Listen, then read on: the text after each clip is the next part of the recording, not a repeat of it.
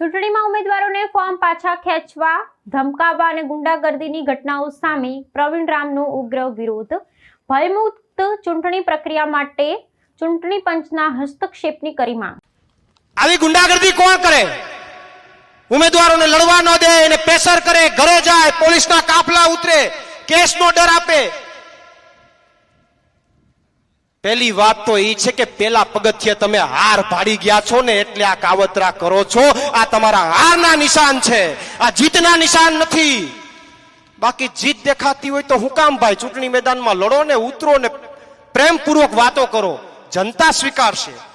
જનતા તમને મત આપીને સ્વીકારે તો અમને ક્યાં વાંધો છે, પણ જનતાને ડરાવીને મત લેવાનો પ્રયત્ન ન કરતા. સાહેબ, ગમે ત્યારે આપણે કહીએ ને કે રબરને અમુક સમય સુધી ખેંચાય, બહુ ખેંચીએ તૂટી જાય, એમ બહુ ખેંચું તો હવે જનતાનો મગજ તૂટી જવાનો છે, બધો આક્રોશ ઠલવાવાનો છે. પછી કેતા નહીં. આ કણજામાં ભેગા થયા તો હમણાં વાત થઈ કડદાની, શબ્દો બધા મળતા આવે છે. કડદાકાંડ અને કણજા, ત્રણ શબ્દ બધું હરખું હરખું આવે છે. કડદાની અંદર આંદોલન થયું, ખેડૂતો માટે આંદોલન થયું, ભલે પીડા પડી, ભલે યાતના પડી, પણ કડદાની અંદર પીડા અને યાતના પછી ગુજરાતના ખેડૂતોની જીત થઈ. અને કડદા ના આંદોલનની અંદર પ્રવીણ રામે ભલે 108 દિવસની યાતના ભોગવીને આવ્યા હોય, પણ મને એટલી ખબર પડે કે કડદાની અંદર પ્રવીણ રામ મોટો થઈને આવ્યો છે, નાનો થઈને નથી આવ્યો.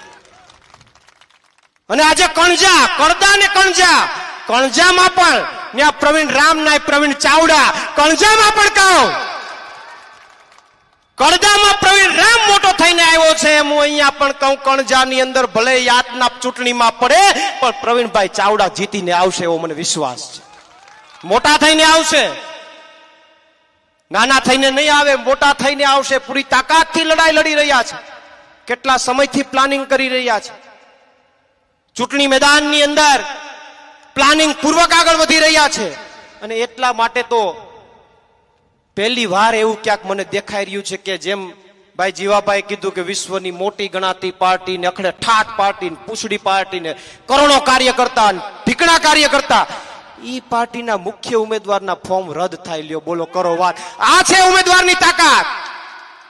ઉમેદવારની તાકાત તમે જોઈ લ્યો. મુખ્ય ઉમેદવારના ફોર્મ રદ થાય, ડમી ઉમેદવાર મુખ્ય ઉમેદવાર બને. હવે ડમીમાં શું કામ મત આપવો? મુખ્ય ઉમેદવાર અહીંયા છે.